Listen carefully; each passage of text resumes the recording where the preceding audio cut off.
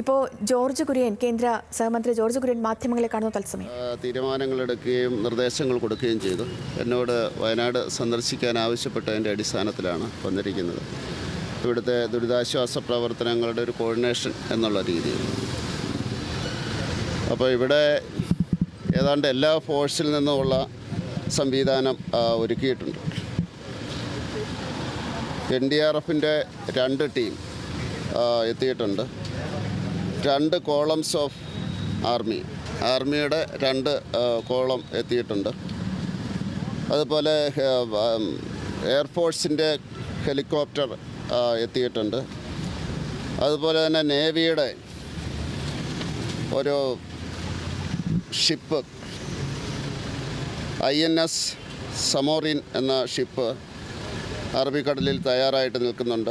അത് വേണ്ട അസിസ്റ്റൻസ് കൊടുക്കുന്നതിന് വേണ്ടിയുള്ള കാര്യങ്ങൾക്ക് വേണ്ടിയാണ്. വേറൊന്ന് NDRFൻ്റെ 3 അഡീഷണൽ ടീംസ് അവർ എത്തിക്കൊണ്ടിരിക്കുകയാണ്. അത് അവർ റെസ്ക്യൂ എക്യുപ്മെൻറ്റ്സും അതുപോലെ തന്നെ ഡോഗ് സ്ക്വാഡുമായിട്ടാണ് വരുന്നത്. അതായത് അവർ ഈ ബോഡി കണ്ടെത്താനുള്ള പ്രത്യേക പരിശീലനമുള്ള ഡോഗ് സ്ക്വാഡുമായിട്ടാണ് എത്തിയിരിക്കുന്നത്. അതുപോലെ തന്നെ മദ്രാസ് റെജിമെൻറ്റിൻ്റെ ഒരു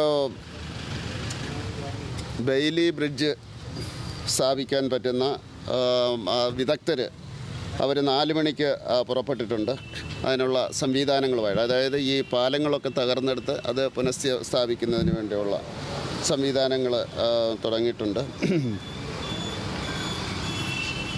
അതുപോലെ തന്നെ ആർമിയുടെ 2 കോളംസ്, അത് സ്റ്റോഴ്സ് അങ്ങനെയുള്ള സംവിധാനങ്ങൾക്കുമൊക്കെ ആയിട്ട് അതിൻ്റെ ഉപകരണങ്ങളും സംവിധാനങ്ങളുമായിട്ട് പുറപ്പെട്ടിട്ടുണ്ട്.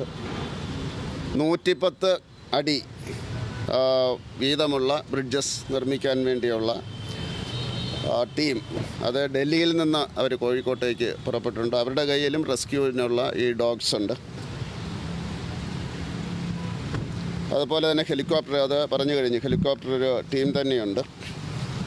അതുപോലെ 2 കോളം ഈ ഡിഫൻസ് സെക്യൂരിറ്റി കോറിൻ്റെ, അത് കണ്ണൂരിൽ നിന്ന് അവർ പുറപ്പെട്ടിട്ടുണ്ട്.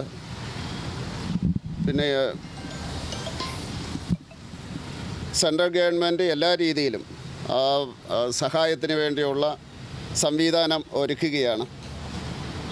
ഹോം മിനിസ്ട്രിയിൽ അമിത്ഷായുടെ നേതൃത്വത്തിൽ 24 മണിക്കൂറും അവിടെ കൺട്രോൾ റൂം തുറന്നിട്ടുണ്ട്.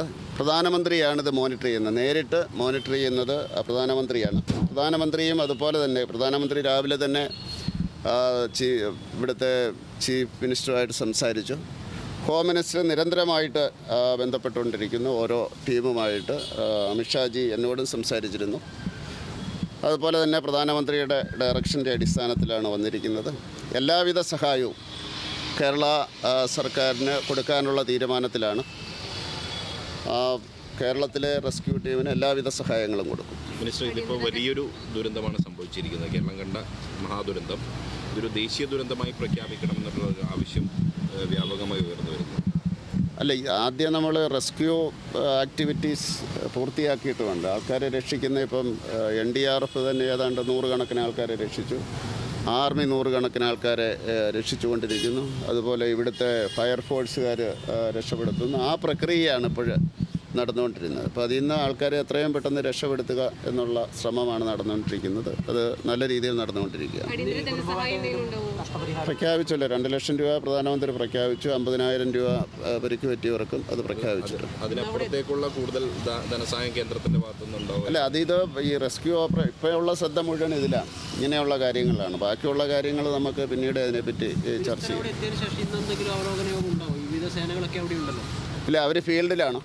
ഞാൻ ബന്ധപ്പെട്ടിരുന്നു, അവർ ഫീൽഡിലാണ്. 8 മണിക്ക് ഒരു യോഗം ഇപ്പം നടക്കുന്നുണ്ട്. അത് NDRFൻ്റെയും അതുപോലെ തന്നെ ആർമിയുടെയും മറ്റ് ഓഫീസേഴ്സ് ചീഫ് സെക്രട്ടറി ആയിട്ട് സംസാരിക്കുന്നുണ്ട്. രാത്രിയിൽ റെസ്ക്യൂ ഓപ്പറേഷൻസ് തുടരണമോ വേണ്ടയോ, അതുപോലെ തന്നെ കാലാവസ്ഥ സംവിധാനത്തിൽ, കാരണം ഇനി മഴ പെയ്യാനുള്ള സംവിധാനം കാര്യങ്ങളുണ്ടോ എന്നുള്ള മീറ്റിംഗ് ഇപ്പം നടക്കും. കാലാവസ്ഥ അനുകൂലമാണെങ്കിൽ രാത്രിയിലും ഉണ്ടാവുമല്ലേ? അതായത് അവരുടെ ഒരു ഡയറക്ഷൻ ഉണ്ടല്ലോ, ആ രീതിയിലുള്ള എങ്ങനെയാണെന്നുള്ളത്. പോസ്റ്റ്മോർട്ടം ഉൾപ്പെടെയുള്ള കാര്യങ്ങളും ചില അനിശ്ചിതത്വം അല്ല, അതിനുള്ള ഡയറക്ഷൻ സ്റ്റേറ്റിൽ നിന്ന് കൊടുത്തെന്നാണ് ഞാൻ മനസ്സിലാക്കുന്നത്. എത്രയും പെട്ടെന്ന് അത് പൂർത്തിയാക്കാനുള്ള നടപടികൾ സ്റ്റേറ്റിൽ നിന്ന് ഉണ്ടായിട്ടുണ്ട്. അതിനുള്ള നിർദ്ദേശം പോയി എന്നാണ് എനിക്ക് കിട്ടിയിരിക്കുന്ന വിവരം.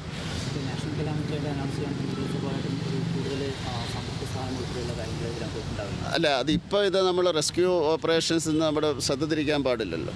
അങ്ങനെയുള്ള കാര്യങ്ങളിലേക്കാണ് ഇപ്പോൾ ശ്രദ്ധിക്കുന്നത് കംപ്ലീറ്റ്.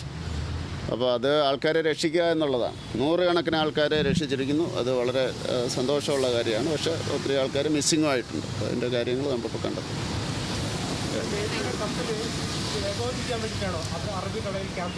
അതെ, അവർ ഈ ബെയിലി ബ്രിഡ്ജസ് കൊടുക്കുന്നതിൻ്റെ സാങ്കേതിക നിർദ്ദേശങ്ങൾ കൊടുക്കുന്നതിനും പിന്നെ അവരുടേതായിട്ടുള്ള സാങ്കേതിക കാര്യങ്ങൾ നേവിയും ആർമി എയർഫോഴ്സും ഒക്കെ പലപ്പോഴും ഈ ഇവർ ഹെലികോപ്റ്റർ ലാൻഡ് ചെയ്യുന്നതിനും അവിടെ നിന്ന് ടേക്ക് ഓഫ് ചെയ്യുന്നതിനൊക്കെ അത് ഉപയോഗിക്കാം.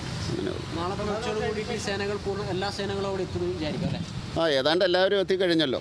അതിൻ്റെ 1-2 കോളംസ് അഡീഷണലായിട്ടുള്ളത് വരാനുള്ളൂ. ഇപ്പം ഇത് ഡൽഹിയിൽ നിന്നുള്ളത് അവർ 4 മണിക്ക് അവിടെ നിന്ന് പുറപ്പെട്ടിട്ടുണ്ട്. അത് ഫ്ലൈറ്റ് എയർ ലിഫ്റ്റ് ചെയ്യുന്നതാണ്. അത് ഇന്നിപ്പോൾ രാത്രിയിലെത്തും. ബാക്കിയുള്ളതെല്ലാം തന്നെ എത്തിയിട്ടുണ്ടാവും. എങ്ങനെ? അതായത് നിരന്തരമായിട്ട് 24 അവേഴ്സിൻ്റെ നടക്കുകയാണ്. മോണിറ്റർ ചെയ്യുന്നത് പ്രധാനമന്ത്രിയാണ്. അമിത്ഷാജിയാണ് അതിൻ്റെ ഡയറക്ഷൻസ് NDRF അതുപോലെ തന്നെ CRPF അങ്ങനെയുള്ളതിനെല്ലാം കൊടുക്കുന്ന സംവിധാനം. ബാക്കിയുള്ളതെല്ലാം പ്രധാനമന്ത്രിയാണ് മോണിറ്റർ ചെയ്യുന്നത്. പ്രവർത്തനങ്ങൾ എല്ലാ ദിവസവും അവലോകനം ചെയ്ത് അതുകൊണ്ടുണ്ട് എല്ലാ ദിവസവും അല്ല, എല്ലാ മണിക്കൂറുകളിലും നടത്തിക്കൊണ്ടിരിക്കുക. നേരിട്ട് 24 മണിക്കൂർ നടത്തിക്കൊണ്ടിരിക്കുക.